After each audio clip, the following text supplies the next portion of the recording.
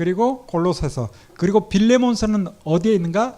바울서신 제일 뒤쪽으로 가 있습니다. 디모데전서, 디모데후서, 디도서, 빌레몬서 이렇게 돼 있어요. 왜 그렇게 되는가 하면 우리가 순서대로 보면 로마서가 아마 가장 먼저 있지 않나 싶어요. 교회에 편지 쓴 것은 묶어서 쭉 배열을 했어요. 그리고 어떤 개인에게 편지 쓴 것은 뒤에 가 있어요. 그래서 디모데라는 개인에게 2권, 그리고 디도라는 사람에게, 그리고 마지막 빌레몬이라는 사람에게. 근데 우리는 지금 성경을 연대순으로, 시간순으로 재배열해서 보기 때문에 바울이 로마에서 쓴 편지가 4권인데 이 4권 가운데 3권을 한 묶음으로 보는 게 좋고 빌립보서를 따로 보는 게 좋아요. 왜냐? 이 3권을 한 사람이 가지고 가거든요. 그래서 에베소서, 골로새서, 빌레몬서 이렇게 3권을 보면 좋은데, 자, 이제 이 각 권의 내용이 무엇인가를 좀 살펴볼 필요가 있는데요. 우리가 바울의 2차 전도행 때 3권을 봤죠. 3차 때 3권 봤습니다. 그리고 사도행전 28장 로마에서 4권 볼 거예요. 그리고 풀려나서 4차 때 마지막 3권 해서 13권을 바울 선시를 정리를 할 겁니다. 바울이 2차 때 3차 때 썼던 편지들은 대개는 어떤 지역의 문제를 해결하려고 썼어요. 물론 데살로니가 전서는 약간 다른 감이 있지만 후서는 문제 해결이죠. 갈라디아서도 그 갈라디아 교회의 문제, 고린도전서도 고린도 교회의 문제, 후서도 그렇고 로마서도 사실은 문제가 좀 있었다라고 볼 수 있는 부분들. 그렇지만 이제 바울이 쓰는 이 특별히 에베소서라는 편지는 에베소 교회의 어떤 문제를 해결하려고 쓴 것 같지가 않아요. 내용을 읽어보니. 바울이 지금 오랫동안 교회를 세워가며 또 편지를 써왔는데 이제 사역 말미가 되니 뭔가 깨달음이 있는 거예요. 깨달음이. 하나님께서 알게 해주신 놀라운 사실들이 있는 거예요. 그 사실을 전하고 싶은 거예요. 그런데 하나님께서 알려주신 이 사실이 아무나 쉽게 이해할 수 있는 내용은 또 아니에요. 에베소서를 읽어보면 무슨 이야기를 하는가 하면 예정하심에 대한 이야기를 해요. 예정. 하나님께서 창세전에 택하시고 선택하시고 예정하셨다. 얼마나 어려운 주제입니까? 이 신학교에서도 이 주제를 가지고 깔끔하게 말하지 못합니다. 이런 문제 가지고 교단이 막 나눠지잖아요. 예지 예정이냐 그렇게 보는, 전적인 하나님의 예정이냐 그렇게 보기도 하고. 사실 이 구원의 문제, 이 구원론 때문에 오랫동안 교회가 다퉈왔어요. 가장 먼저 다퉜던 시대, 지금으로부터 한 1500년 전, 아니 조금 더 가야 되는데 한 300년쯤 펠라기우스라는 사람이, 들어본 것 같죠? 예, 그 사람이 어떤 주장을 하는가 하면 우리 스스로 하나님께 나아갈 수 있다. 약간 이런. 인간의 의지를 가지고 내가 믿으면 구원받는다. 인간의 의지를 조금 더 높게 뒀어요. 그러나 거기에 반해서 어거스틴은 무슨 소리야? 하나님의 은혜로 우리가 하나님께 가는 거지. 어찌 타락한 우리가 우리 스스로 하나님을 발견하고 우리 스스로 하나님 앞에 갈 수 있겠어. 이런 이야기를 했어요. 누구 말이 맞아요? 사실 성경을 통해서 봐도 어거스틴 말이 맞아요. 그래서 펠라기우스는 이단으로 정죄가 됐어요. 그런데 어거스틴의 말을 들어보면 맞는 것 같은데 또 이해가 잘 안 되다 보니까 반펠라기우스 주의자들이 등장해서 펠라기우스 반대파가 아니라 반만 펠라기우스, 하나님의 은혜도 있고 그러나 인간의 반응, 인간의 의지도 필요하다. 세미 펠라기우스에서 반 펠라기우스, 그들이 역사 가운데 한참 있어 왔어요. 그러다가 이제 지금으로부터 한 얼마 전, 대략 한 500년 전에, 500년 전에 알미니안, 들어본 것 같죠? 알미니안. 이 사람이 이제 반펠라기우스적인 사고를 가지고 있는 사람이에요. 그래서 그래, 하나님의 전적인 은혜 이거 완전히 무시한다 이건 아니야. 그렇지만 인간이 반응을 해야지, 인간이 하나님을 붙들어야지 하면서 이 반펠라기우스자들의 생각을 가지고 신학을 정립해가 알미니안이. 여기에 대해서 칼빈은 알미니안보다는 조금 앞세대예요. 근데 거의 동시대입니다. 칼빈의 후예들은 칼빈이 주장했던 것을 통해서 정립을 해가는데 알미니안에 반하기 위해서, 그 대적하기 위해서 무슨 소리야, 인간의 노력이 필요한 게 아니야, 오직 하나님의 은혜야 하면서 5대 교리를 만들어내는 거죠. 칼빈이 직접 5대 교리를 쫙 정리한 건 아니에요. 칼빈이 말했던, 칼빈이 설교했던, 칼빈이 전했던 많은 기록 또 들은 걸 통해서 후학들이 정리를 하는 거예요. 알미니안에 대적하기 위해서.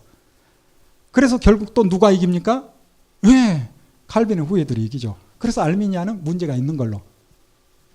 그렇게 이제 시간이 흘러갔지만 여전히 우리 인간의 이성으로는 좀 어렵다 보니 여전히 또 다툼이 생기면서 웨슬레라는 사람이 그래, 칼빈이 맞아, 알미니안 틀렸어, 그렇지만 하면서 싹 또 약간 또 전적인 하나님의 은혜 맞아, 하나님의 예정하심이 있어, 그렇지만 예정했을 때도 미리 알고 이 사람은 믿을 만한 사람이니까 예정한 거지, 태어나기 전부터 예정, 이게 말이 돼? 약간 이런 식으로. 그래서 이제 감리교단에서는, 그들의 후예라 할 수 있는 감리교단에서는 인간의 반응도 이야기를 하는 거예요.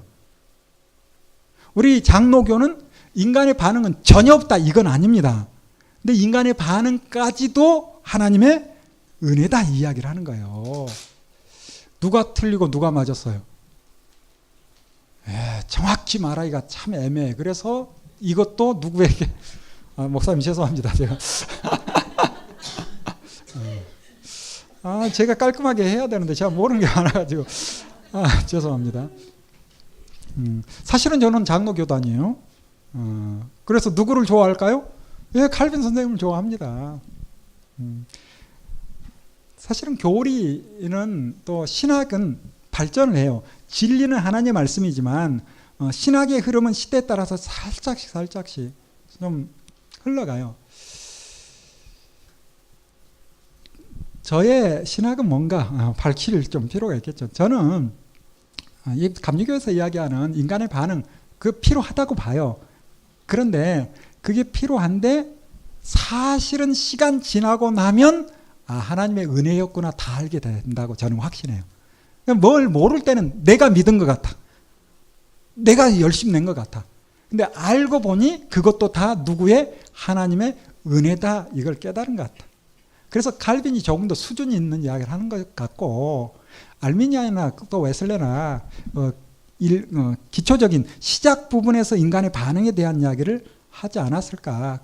그래서 그들을 완전히 무시할 수는 없지만 우리의 반응도 필요하니까. 그러나 그 신학을 우위에 둘 수는 저는 개인적으로 없다라고 생각합니다. 근데 문제는 이 하나님의 예정하신 가운데 많은 사람들이 교회에 왔고 또 하나님을 믿는다라고 하는 사람들이 많은데, 한국교회 또 세계교회도 마찬가지, 500년 종교개혁 이후에 그리스도인들을 쭉 바라다 보니 뭔가 좀 문제가 있는 것 같은 생각이 드는 거예요, 학자들 입장에서.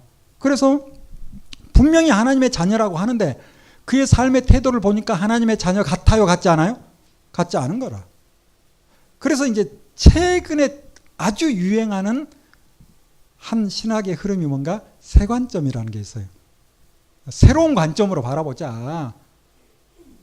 김세훈 박사, 우리 총신 측에서 꽤 존경하고 따르는 신학자인데 그분도 약간 유보적 칭의론을 이야기해요. 무슨 이야기인가 하면 우리가 하나님의 자녀가 되었다, 하나님께서 의롭다 칭했다, 이걸 이 땅에서 완성된 걸로 보는 것은 무리가 있다. 누구 앞에 섰을 때? 하나님 앞에 섰을 때 거기에서 하나님께서 의롭다 칭해줘야 끝이 나는 거지. 이 땅에서 의롭다 칭해주는 이신칭이 이 땅에서는 완벽하게 이야기하기는 무리가 있다, 이런 이야기를 해요. 왜? 믿는다라고 말하는 사람들의 삶의 태도를 보니까.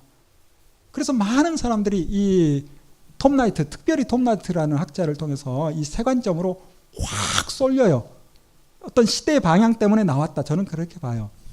근데 우리 장로, 특별히 우리 보수교단의 통합측은 좀 다를지 모르겠지만 우리 장로계는 워낙 좀 고리타분해가지고 우리는 세관점도 좀 문제 있게 봐요. 그게 한국 그리스도인이나 세계 그리스도인들에게 엄청난 도움은 주죠. 유보적 칭의론. 어떻게 살아야 될 것인가, 삶에 대한 이야기. 물론 중요해요. 그렇지만 유보적 칭의론은 구원론에 대해서 하나님 앞에 서야 결정이 되는 것이 아니라 이미 우리는 언제? 창세전에 결정된 것이고, 그리고 우리가 살아가면서 결정된 사람이 모르고 살아가지만 어느 순간 하나님을 깨닫고 그 회심의 마음이 들었을 때 이미 그 순간에 칭의가 이루어진 것이다. 이렇게 이제 이야기를 하는데 사실은 약간 미묘한 부분입니다. 자, 제가 지금 무슨 이야기를 하는가? 하나님의 하시는 예정하심에 대한 이야기를 하고 있는데 그 큰 신학의 흐름을 지금 짧게 몇 분간 이야기한 거예요. 근데도 여러분이 다 알아듣잖아요. 대단한 수준입니다, 여러분이. 자, 이 에베소에 바울이 편지를 하는데 이런 어려운 이야기를 해요. 창세전에 하나님께서 우리를 택하시고 선택하시고 그 깊으신 뜻을 따라 우리를 선택하셨다. 이게 이제 예정하심인데 쉬운 주제가 아니거든요. 근데 바울이 이걸 깨달은 거예요. 이 깨달음을 그 시끄러운 고린도 교회에다 편지하면 무슨 말인지 알까요, 모를까요? 모르는 거지. 에베소는 바울이 3년가량 머물렀고 특별히 2년 동안 매일 후학들을 키워냈던 그런 도시가 에베소. 거기에 있는 교회. 그나마 알아들을 만한 사람들에게 편지를 한 거예요. 그게 바로 에베소서. 복음의 진수뿐만 아니라 그 신학적으로 얼마나 발전을 이루는지, 그래서 학자들은 아주 재밌는 표현을 해요. 이 에베소서를 서신서의 여왕 이렇게 표현해요. 서신서의 여왕이다. 자, 다시 이제 에베소서가 어떤 내용인가 하면 예정론에 기초한 교회론, 교회가 무엇인지 실은 이야기를 하고 싶은 거예요. 처음에는 예정하심에 대한 이야기를 하지만 결과적으로는 교회가 무엇인지를 이야기를 하는 거예요. 다시 이야기합니다. 우리는 창세전에 이미 하나님께서 택하신 거예요. 어느 순간 하나님의 자녀임을 깨달은 거예요. 깨달은 우리가 함께 모여있는 이 모임이 곧 무엇이다? 교회다. 교회다. 예정하신 가운데 부르심 받은 우리가 함께 모여있는 이곳이 무엇이다? 교회다. 그리고 교회의 머리는 누구다? 하나님, 그리스도, 예수님이 교회의 머리시다. 우리는 각 지체다. 각 지체로서 교회에서 살아가는데 어떤 지체는 우리 몸을 봐도 좀 귀한 게 있고 덜 귀한 거 있는 것처럼 느껴지죠. 눈은 엄청 귀한 것 같죠. 근데 뭐 손가락은 귀하지 않은 것처럼 느껴지기도 하죠. 그렇다고 떼어버릴 수 있어요? 귀하지 않다고 그럴 수 없다는 거죠. 아무리 하찮은 것 같아도 하찮게 볼 수 없다. 그래서 교회 안에 믿음의 사람들이 함께 모여 있지만 각각 은사를 따라 일을 감당하지만 모든 사람이 다 한 몸이다. 누구에게 붙어 있다? 그리스도에게 붙어 있는, 머리 대신 예수 그리스도에게 붙어 있는.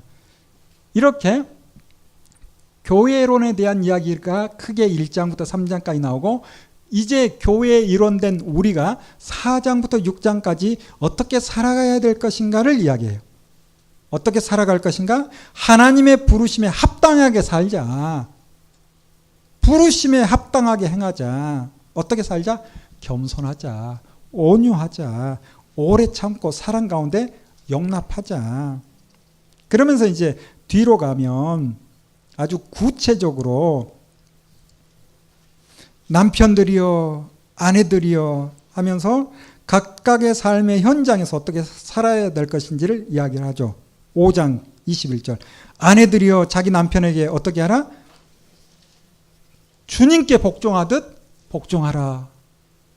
믿으십니까? 답이 예. 자기 남편에게 복종하기를 누구에게? 주님에게 복종하듯 하라. 이렇게 이야기를 하죠. 우리가 그렇게 살아야 되는 거예요. 그리고 이어지는 또 남편들하도 역시 나오죠. 근데 시간이 없으니까 이건 지나가야 돼. 지금 시간이 주님 오셔야 되니까 아내들이요 잘 듣고 이제 남편들은 읽어서 반드시 확인하시고 자 이렇게 이제 삶에 대한 문제까지 다룹니다. 이어지는 골로새서 에베소서와 짝을 이루고 있는 것 같아요. 다시 이야기합니다. 에베소서는 예정론에 기초한 교회론, 교회가 무엇인가 이야기했다면 이제 골로새서는 교회의 머리 대신 예수님이 누구인지를 밝히고 있어요. 예수님이 어떤 분인지. 예수님께서 오셔서 어떤 행적을 행하셨는지는 입소문으로 많이 돌고 있을 거예요. 쪽복음이 많이 있을 거예요. 아직 마태, 마가, 누가, 요한복음이 정확히 요한복음은 아예 아직 나오지도 않았고 마태, 마가, 누가복음도 제대로 기록됐다라고 할 수 없는 그런 시대. 바울은 벌써 예수 그리스도가 누군지를 골로새서 4장까지 되는데 이 짧은 편지를 통해서 예수님이 어떤 분인지를 전하는 거예요. 놀라운 이야기를 합니다. 여러분 아주 세 분에서 뽑아내면 한 12개까지 뽑아낼 수 있을 것 같아. 이걸 어떻게 깨달았을까 싶어. 예수님을 하나님의 아들이신 그리스도 직접 본 것도 아니잖아요. 바울이 뿐만 아니라 구세주 되시고 선지하시고 언제부터 계셨던? 창세 전부터 예수님이 계셨다. 이 사실을 바울이 깨달아요. 하나님의 형상이시고 천사들 위에 계시고 창조되시고 창조 사역에 하나님 성부 하나님만 아니죠. 누구도 함께 성령 하나님도 성자 하나님 함께 하셨다는 거죠.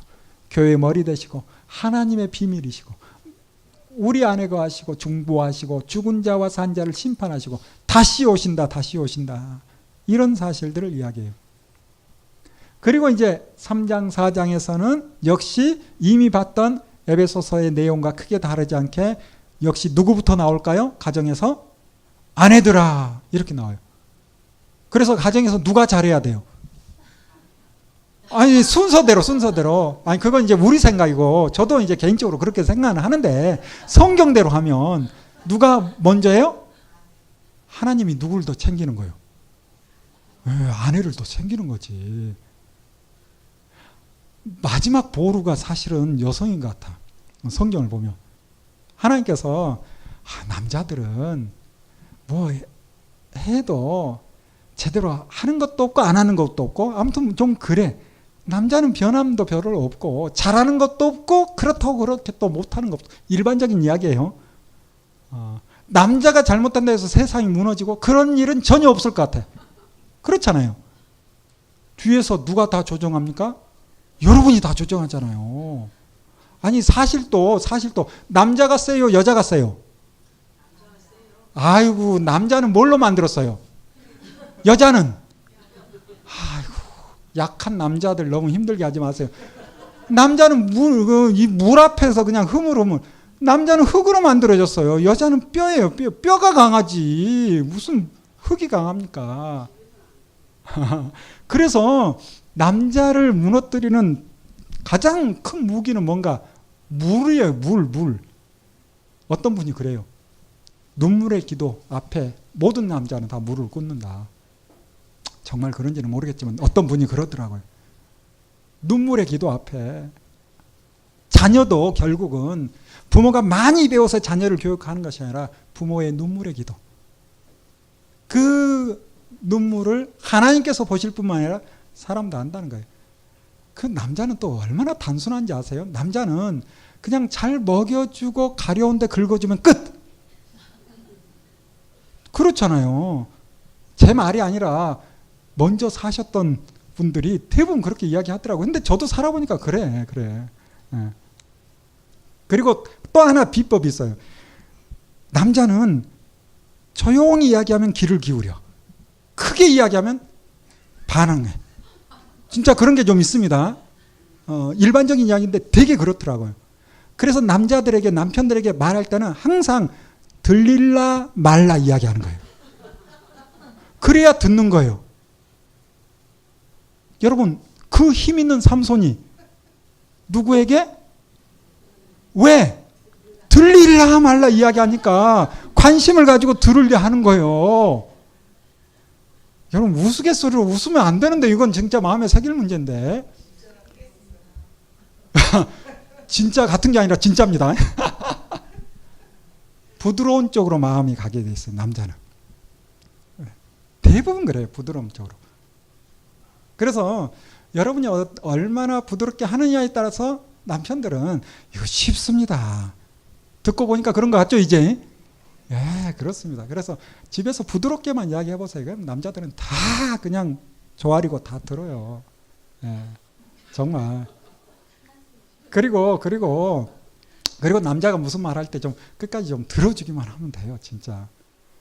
다 말해놓고 남자는 마지막에 또 뭐라 한다? 근데 내가 다 이야기했는데 알아서 해, 당신 알아서 해. 알아서 하라고 그래요. 또 결정권은 또 다시 줘, 대부분은. 그렇습니다. 그냥 들어주기만 해. 드라마는 끝까지 보고 예고편까지 보면서 남편 말은 끝까지 들어주도 않고 알았어 중간에 끊어버리면 이게 얼마나 무시당하는 것 같고 힘든데, 이것도 집에서 해야 되는데 꼭 나와서만 이러고 있으니, 아유, 저희 집사람 전화해서 오라 가세요. 네. 자, 성경대로 봅시다. 누가 아내들이요 이렇게 시작되죠. 아내가 어떻게 하는지에 따라서 남편들은 볼 시간이 있다 없다? 자, 이게 바로 골로새서예요.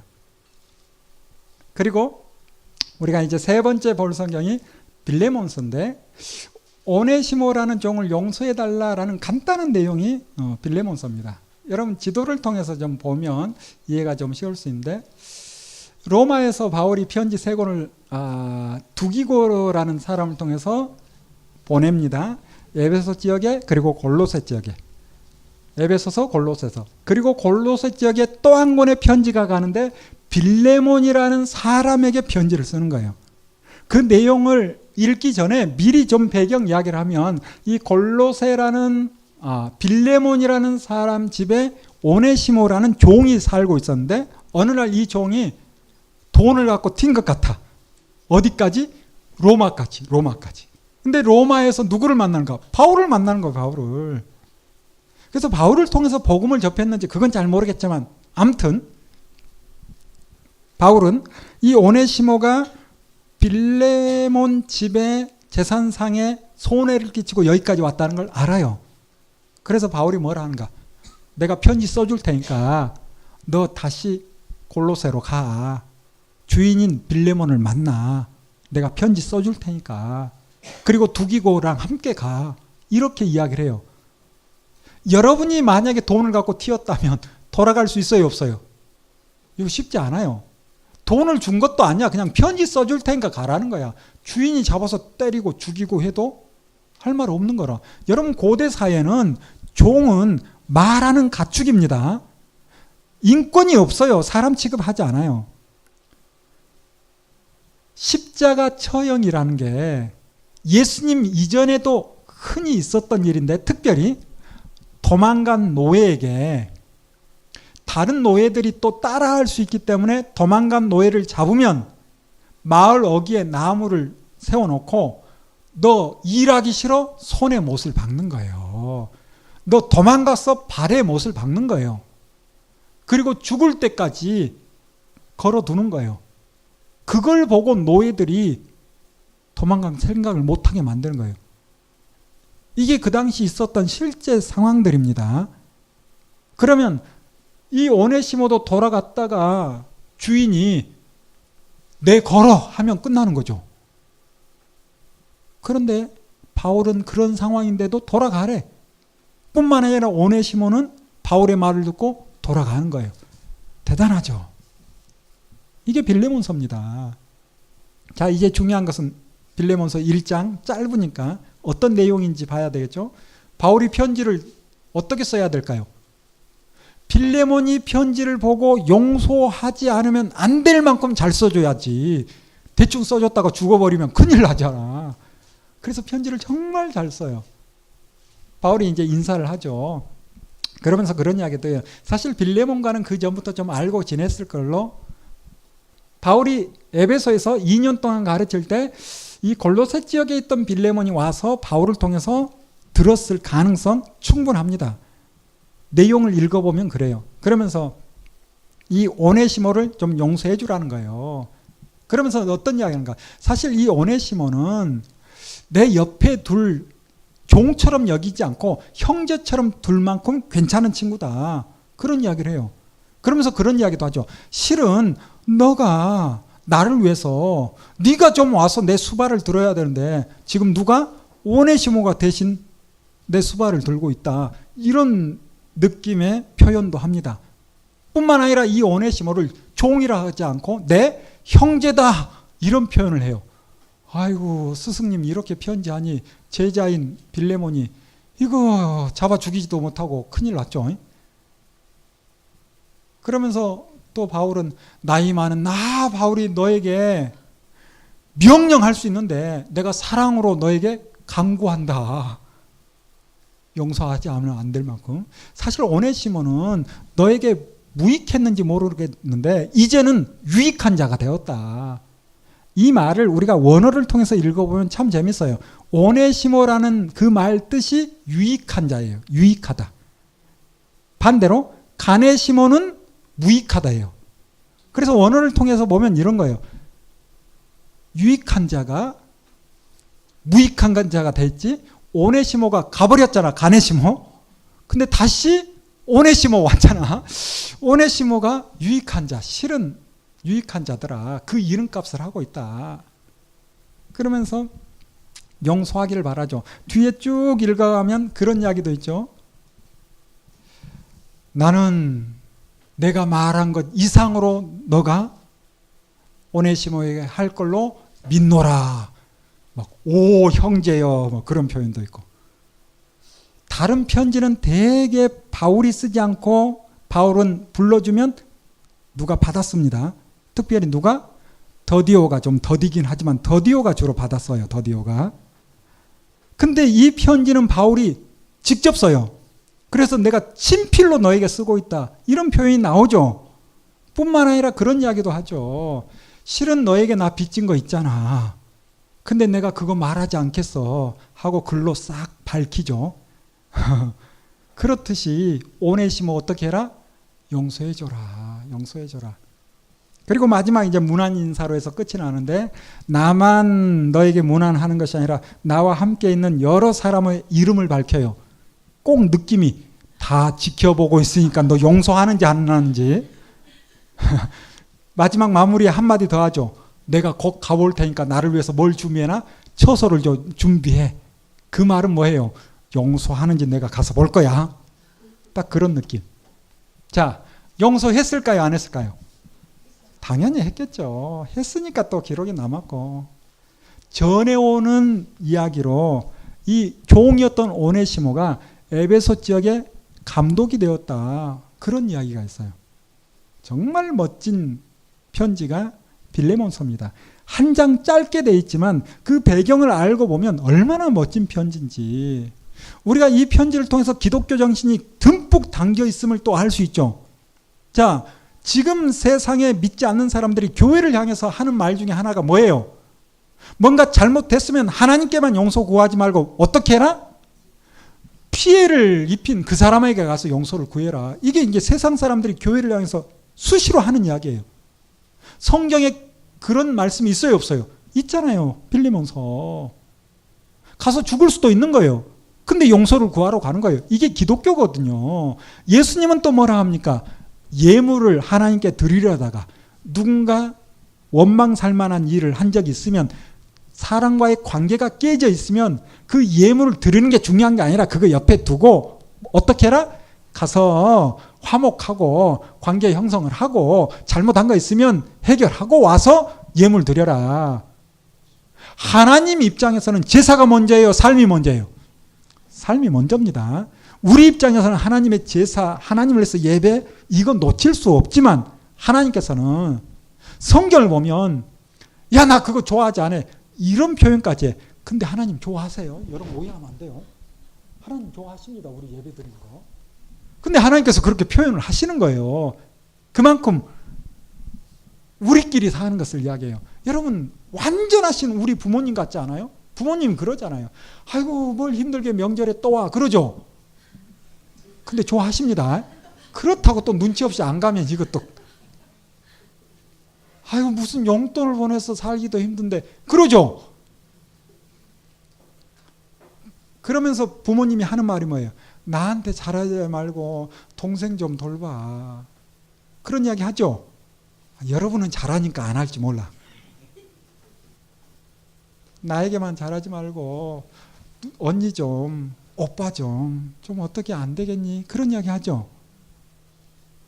하나님이 멀리 있는 이상한 분이 아니에요.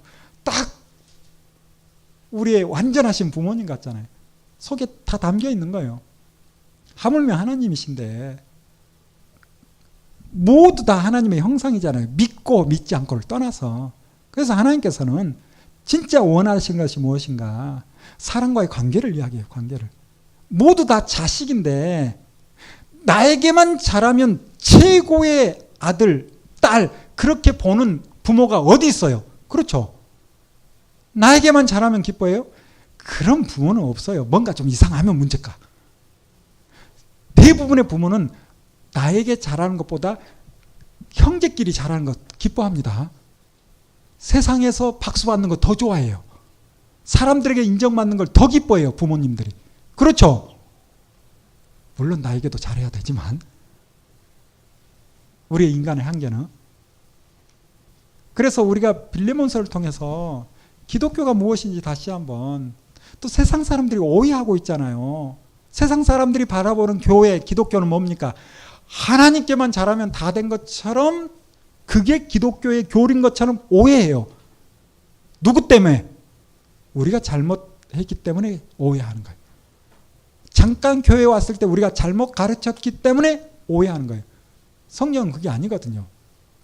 그래서 저는 누차 그런 이야기 합니다. 우리가 완전하게 살 수 있다 이 말은 아니지만 그래도 무엇이 옳은지는 확실하게 알자. 무엇이 옳은지는 확실히 알아야 그래도 좀 조심할 거 아니에요. 조심할 거 아니에요. 아브라함 링컨이 빌레몬서를 좋아했나 봐요. 그래서 아브라함 링컨이 노예 해방 운동을 했습니다. 빌레몬서를 근거로. 우리나라에 복음이 처음 들어왔을 때도 참 멋진 일들이 많았어요. 얼마나 다른 사람을 용서를 잘했는지. 우리 잘 아는 것처럼 사랑의 원자탄.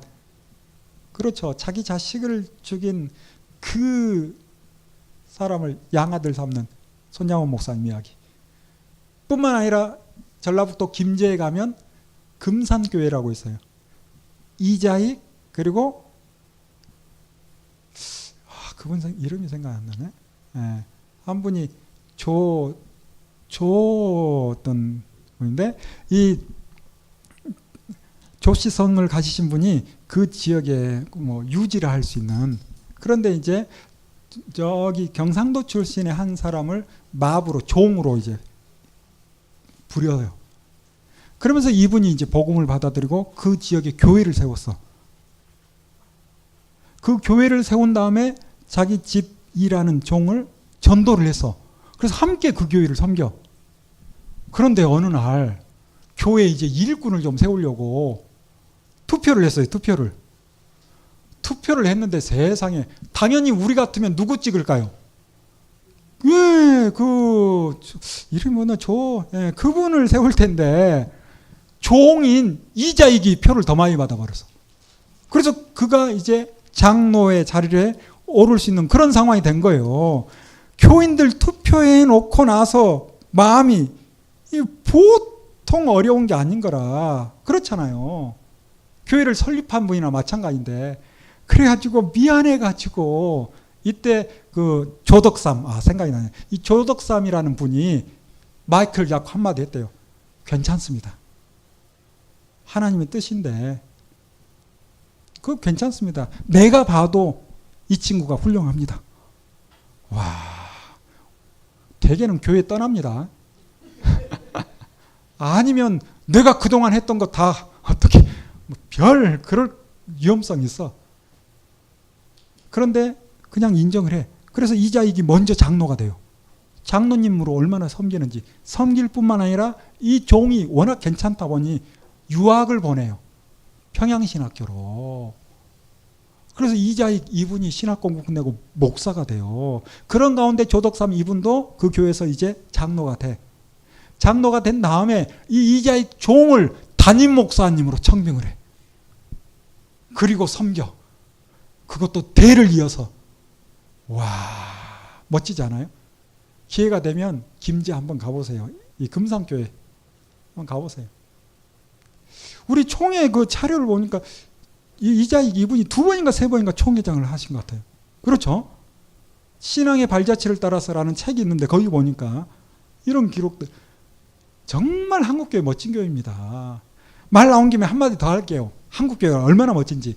여러분, 세계 어느 교회가 선교사가 가기 전에 말씀이 먼저 들어간 나라는 거의 없다. 그렇게 이야기를 해요. 우리나라는 어떤지 아세요? 선교사를 요청한 나라가 우리나라예요. 물론 잠깐 배 타고 와서 무슨 일이 있고 했지만 사실은 그것은 제대로 전해진 건 실은 아니고, 이수정이라는 사람이 일본에 가서 쪽복음을 번역해가지고 1800 몇 년도인가 가져옵니다. 뿐만 아니라 심양, 중국의 심양 동천교회라고, 거기에 이제 스코틀랜드에 한 선교사가 와 있었는데 거기서 복음을 접해요. 그러면서 거기서 또 복음서를 우리말로, 중국어로 해서 우리말로 해서 쪽복음을 가지고 들어와요. 그래서 우리나라는 먼저 성경이 들어온 나라예요. 그리고 이제 미국에 선교사를 요청을 하는 거예요. 그래서 선교사 몇 분이 와서 보고, 아니 선교사를 요청하는 나라가 있다니, 와서 보니까 벌써 쪽복음이 성경이 있는 거예요. 대단한 나라죠. 성경 위에 하나님의 말씀이 먼저.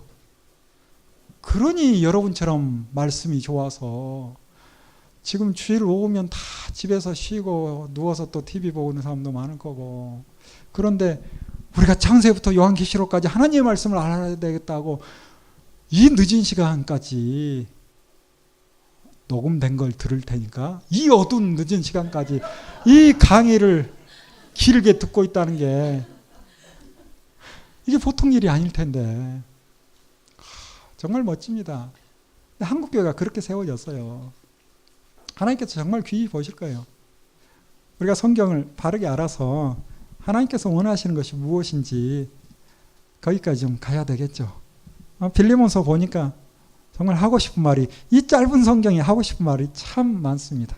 자, 이렇게 우리는 에베소서, 골로새서, 빌레몬서 3권을 보았고, 로마에서 또 한 권의 편지를 쓰는데 그것이 바로 빌립보서입니다. 이 빌립보서는 빌립보 교회에 편지를 하는데, 빌립보 교회에 어떤 작은 문제가 발생을 해요. 이 교회에 어떤 문제가 있는가 하면, 빌립보서를 쭉 읽어서도 내용을 통해서도 그 배경을 추론해 볼 수 있는데, 여기에 유오디아와 순두계라는 2 사람이 교회에 중추적인 역할을 하는 것 같아. 근데 이 2 사람이 쉽게 그냥 이야기하면 여전도의 1여전도의 2여전도의 회장 같은, 쉽게 이야기하면, 그러면 2 사람이 마음을 합하면 교회가 정말 아름답게 잘 세워지겠죠. 근데 그렇지 못해요. 허영으로 해요. 경쟁하듯이 해요. 선한 일에 열심 내는 건 좋지만 그게 경쟁이 되면 됩니까? 안 됩니까? 안 되잖아요. 지금 누가? 유오디아, 순두계. 이 사람들이 마음을 합하면 유오디아, 순두계, 유순, 정말 좋잖아. 유순. 그런데 허영과 다툼으로 하니 이곳에 목회하는 에바브로디도 목사님이 마음이 불편한 거라. 그래서 아마도 바울 선생님의 소식을 통해서 교회를 하나 되게 해보려 하지 않았는가? 왜? 바울 선생님은 다 알거든요. 빌립보 오래전에 교회를 세웠잖아요. 그래서 이제 에바브로디도 목사님이 로마의 셋집의 재판을 앞두고 감금되어져 있는 바울에 대한 소식을 전했을 것 같아요. 아마 과장을 좀 했을지도 몰라. 바울이 힘든 가운데 있고 우리가 선교 헌금을 좀 보내서 후원합시다. 그랬더니 이 유오디아 순두계가 좋습니다 해서 이제 선교 헌금을 모으는데, 역시 어떤 방법으로, 저기는 얼마 모았대 막 이런 거, 우리는 더 해야 되는데 막 허영과 다툼으로. 모으긴 모았는데 마음은 안 모아져. 목사님이 그 돈을 가지고 로마까지 갑니다. 가서 이제 교회에 이런저런 이야기도 하는 거예요. 거리도 멀 뿐만 아니라 목회를 하면서 마음이 힘들었나 봐. 그래서 바울에게 와가지고 몸져 누워버려. 아니고 오락하지도 않았는데 와가지고 깨어나질 않는 거라. 갈 때가 됐는데도 갈 수 있는 상황이 아니야. 빌립보에서는 우리 목사님이 왜 안 오는 거야? 알아봤더니 가서 몸져 누워버렸대. 그러니 이제 걱정이 이만저만이 아니죠. 자, 이런 가운데 이제 빌립보 교인들도 걱정거리, 근심거리, 바울도 걱정, 근심이 있고, 누워있는 목사님은, 에바브로디도 목사님은 괜찮을까요? 역시 걱정이 이만저만이 아니죠. 이렇게 근심에 근심을 더해 가는데 어느 날 에바브로디도 목사님이 툴툴 털고 일어나는 거예요. 기운을 차리는 거예요. 와, 할렐루야. 남일이라고 여러분 표정 보니까 뭐 그러든 말든 좀 그런 것 같아요. 깨어났다니까요. 네, 깨어났어요. 바울이 얼마나 기쁜지. 그래서 편지를 쓰는 거예요. 기뻐하고 기뻐해라. 첫 번째 기쁨이 뭐다? 누가 일어났다? 목사님 일어났다. 빌립보서 읽어보면 나와요. 두 번째, 내가 갇혀있는 것 때문에 근심하는 것 같은데 걱정하지 마라. 나는 이곳에서 복음의 진보를 이루고 있다. 여러분, 바울은 갇혀있지만 갇혀있는 사람이 아니에요. 갇혀있으면 뭐가 쓰여요? 성경이 쓰인다니까. 움직이면 뭐가 세워져요? 교회가 세워진다니까. 그러니 바울 같은 분은 가둬놓을 수도 없어. 바울은 그랬을 거야. 만약에 철장 안에 있으면 아이고 철장에 갇힌 사람들아 나만 자유를 누린다 그럴 것 같아. 그렇죠? 보기에 따라서 완전히 달라지니까. 바울은 그런 분인 것 같아. 그래서 나는 비록 이 상황에 있지만 복음의 진보를 이루고 있다. 그러면서 이제 진짜 하고 싶은 이야기가 쭉 나오는 거죠. 어떤 이야기 합니까?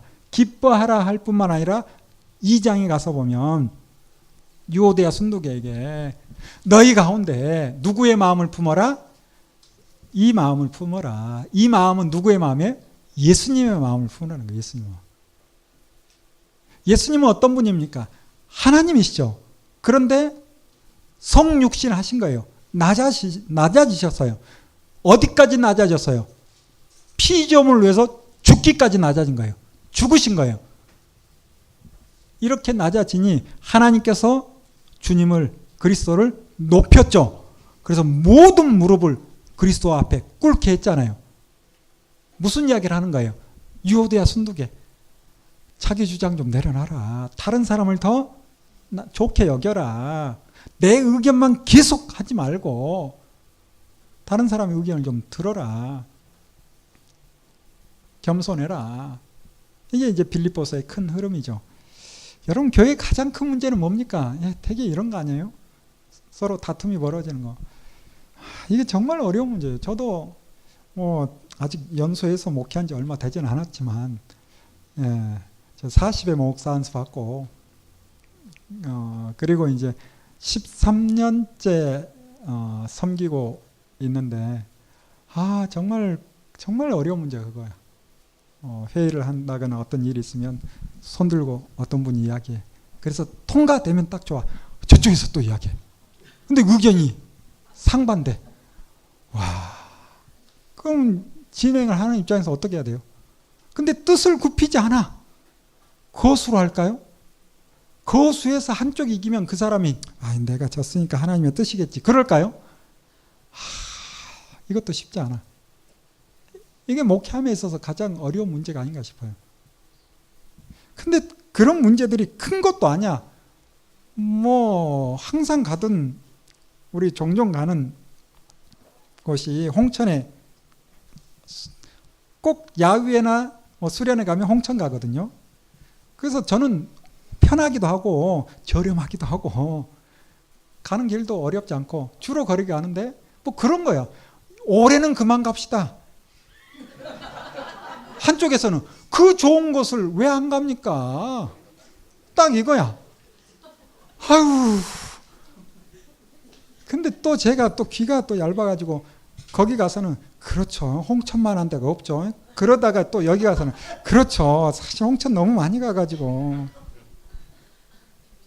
나중에 둘이 만났나 봐. 제가 또 이상한 사람이 되는 거지. 아, 이게 보통 문제가 아니야, 이게.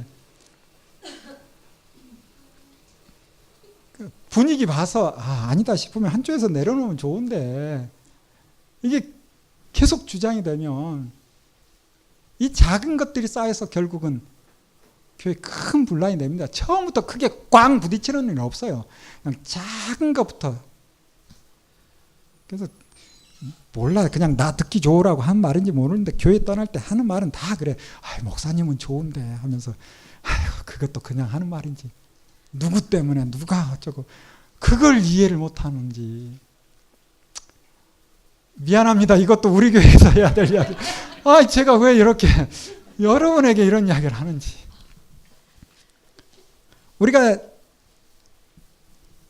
함께 살아가는 이 현장, 특별히 교회 안에서 우리가 빌립보서를 통해서 어떻게 살아가야 될 것인가. 끊임없이 다른 사람 의견을 받아들여주고 내 의견을 죽이는, 끊임없이 내가 낮아지는 이 싸움 하는 거죠.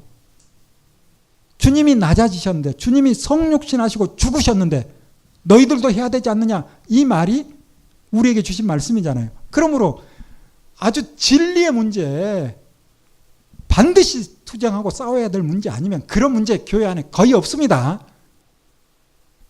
웬만하면 다 다른 사람의 의견을 동조해주고, 내가 한번 딱 이야기했는데 그쪽에서 끝까지 세게 나오면 바로 꼬리 내리고, 교회를 위해서. 그러면 누가 기뻐하시는 거예요? 하나님이. 결국 우리는 이 땅에서 누가 더 낮아지냐, 이 싸움을 하는 거예요. 이 싸움을. 그래서 어떤 분이 그러잖아요. 세상에서는 땅에서부터 높이를 재는데 하나님은 어디서부터 잰다? 하늘에서부터 잰대요. 그래서 우리가 낮아질수록 큰 자예요. 큰 자. 우리가 높을수록 우리 의견을 많이 내고 내 뜻대로 될수록 작은 자예요. 하나님 보실 때. 이 사실을 우리는 다 알죠. 그렇게 살아가는 거예요. 그렇게 하는 거예요. 그래서 두 의견이 부딪히면 전적으로 목사님의 결정을 따르겠습니다. 이렇게 해야 돼요. 적어놨죠. 이게 제일 좋아. 이게 제일 좋아. 자, 빌레몬서. 이렇게 우리가 네 권에서 편지를 보고 바울이 이곳에서 풀려나는가? 풀려났다라고 봐야 돼요. 왜냐하면 그 후에 바울의 행적을 우리는 바울이 마지막 쓴 편지를 통해서 확인할 수 있거든요.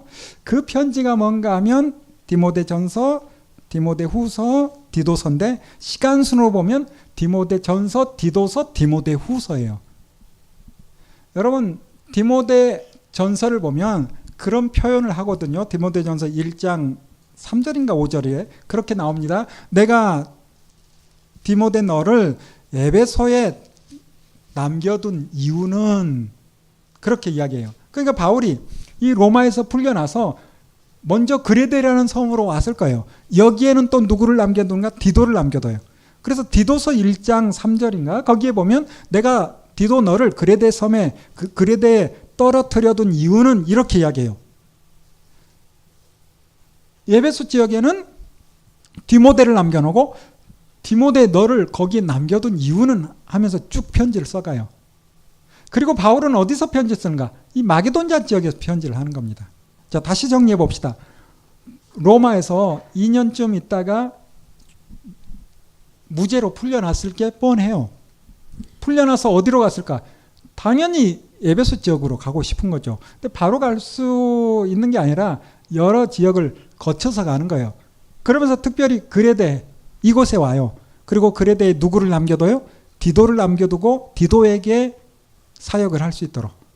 그리고 배 타고 다시 에베소로 가는 겁니다. 이 에베소 교회는 오랫동안 바울이 힘을 썼던 교회죠. 거기에 누구를 남겨두고 디모데를 남겨둬요. 그리고 또 여러 지역을 다니면서 마게도냐 지역 좀 왔어요. 이때 이제 바울이 편지를 쓰고 싶은 생각이 드는 거라. 그래서 편지를 쓰는데 그 편지가 디모데전서 그리고 디도서예요. 자, 읽어보면 어떤 내용인가? 이 디모데에게 교회가 주님 오실 때까지 든든히 서 있기 위해서는 조직이 좀 필요한 것 같다라는 이야기를 하는 거예요.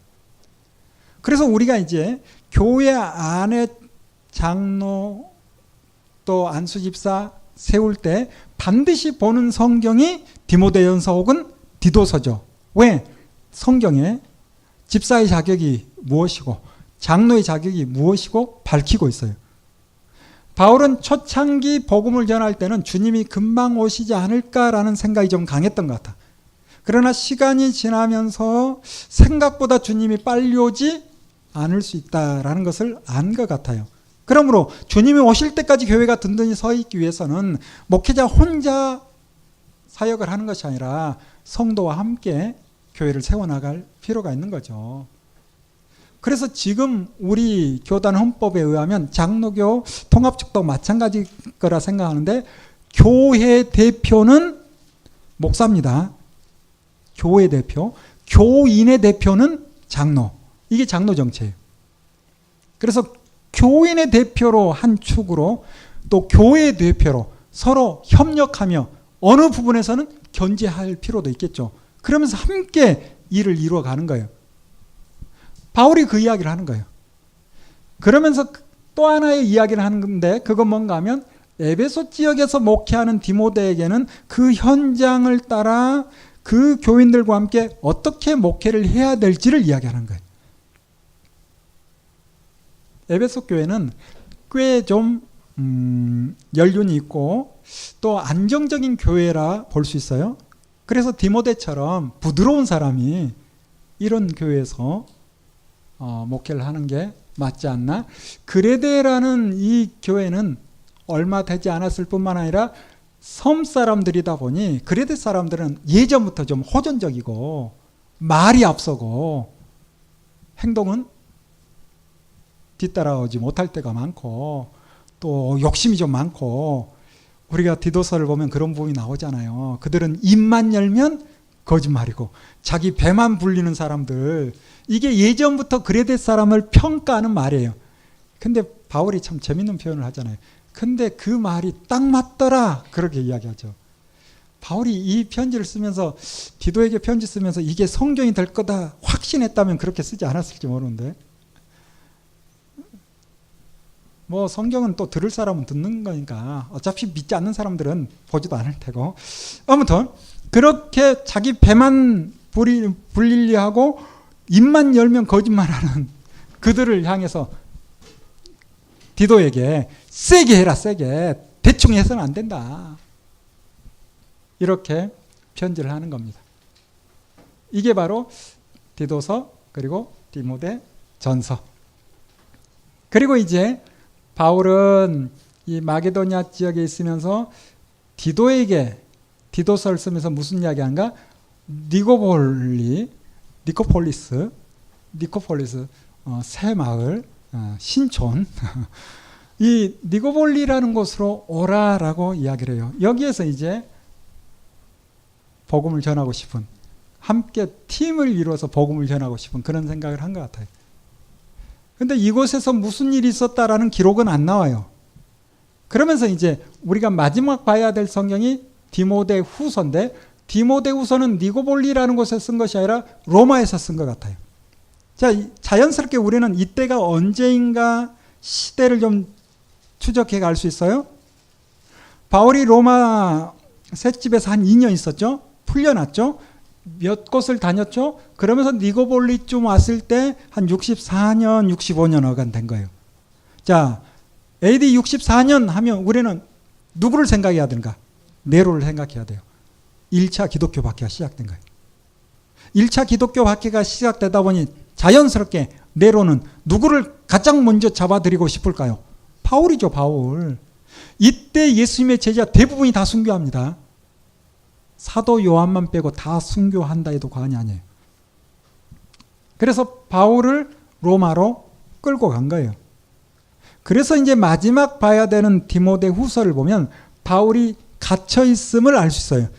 내가 갇혀 있다라는 이야기를 여러 번 하거든요. 내가 매여 있다라는 이야기를 하거든요. 뿐만 아니라 바울은 자기의 죽음이 얼마 남지 않았다라는 것을 알아요. 관자와 같이 내가 부름을 받았다. 이제 주님 앞에 갈 것이다. 그러면서 디모데에게 뭐라 합니까? 나는 달려갈 길을 선한 싸움을 다 싸웠다. 나에게는 무엇이 준비되어 있다? 의의 면류관이 준비되어 있다.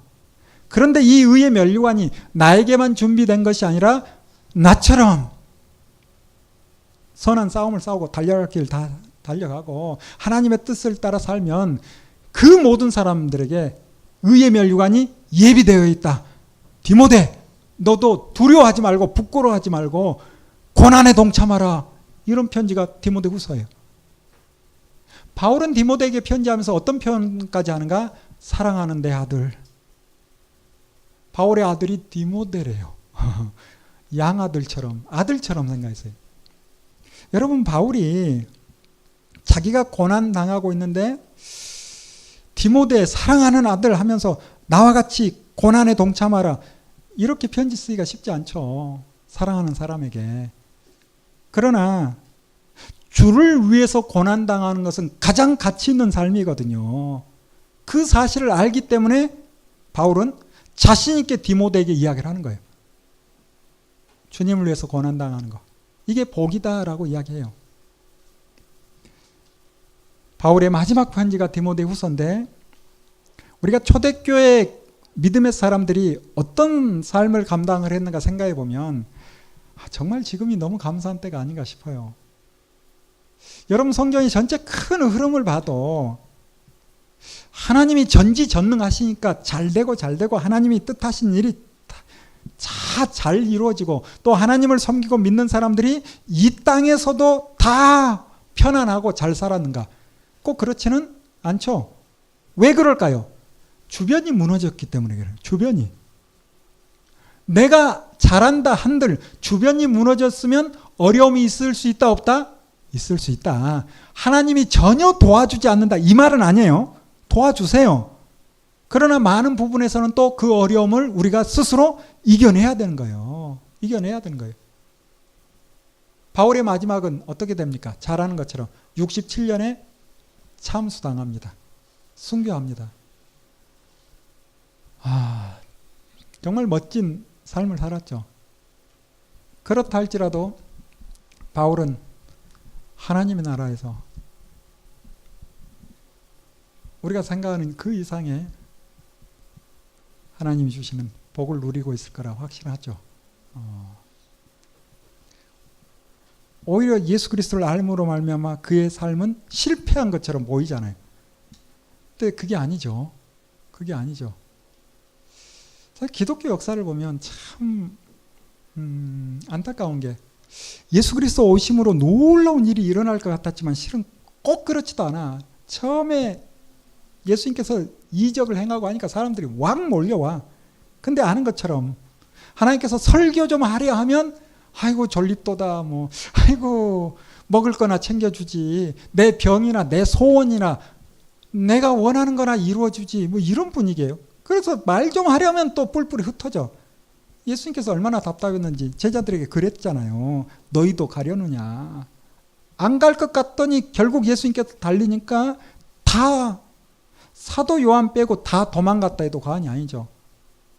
그 현장에서 주님이 마지막 고백이 뭡니까? 다 이루었다.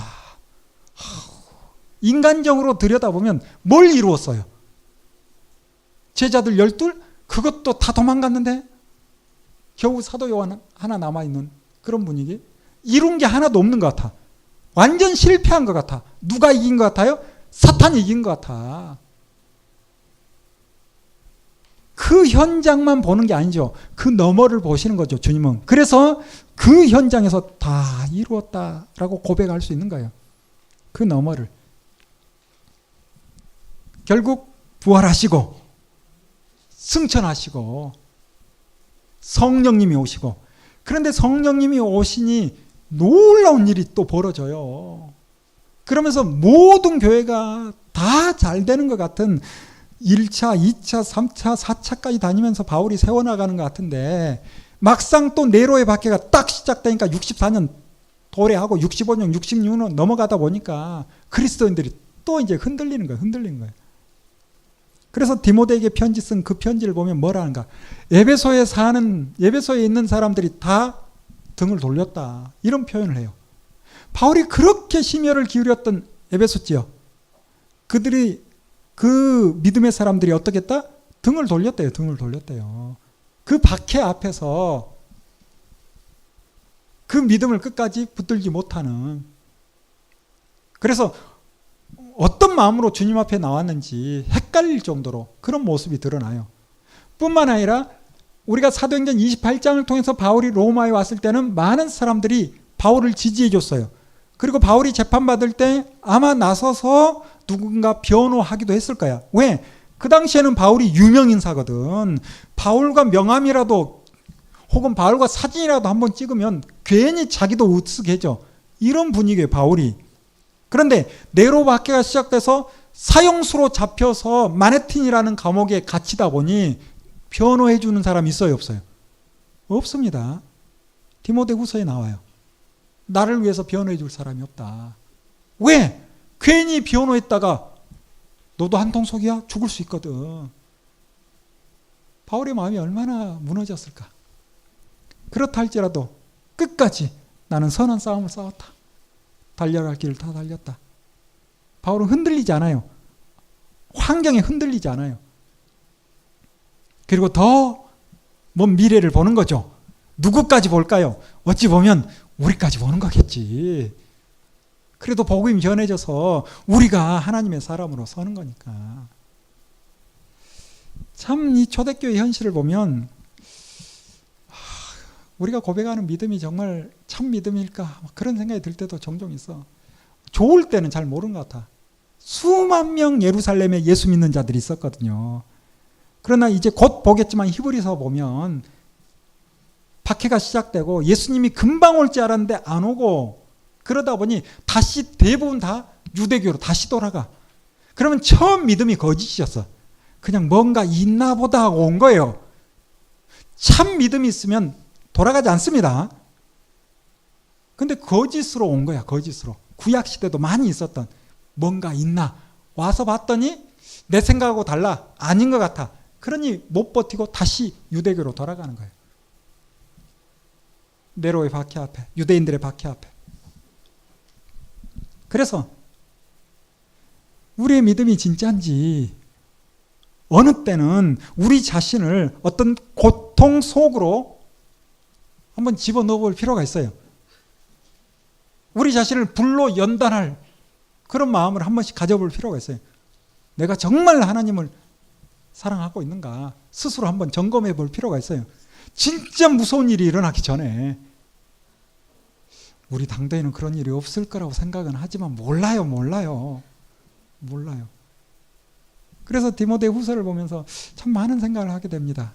많은 생각을. 바울의 마지막 편지가 이렇게 끝난다는 게 참 마음이 아파요. 그래도 어떡합니까? 이렇게 끝나는데. 자, 이제 우리 잠깐 쉬었다가 공동서신 좀 빠르게 보고 요한계시록까지 이제 얼마 남지 않았습니다. 잠깐 쉬었다가 가겠습니다.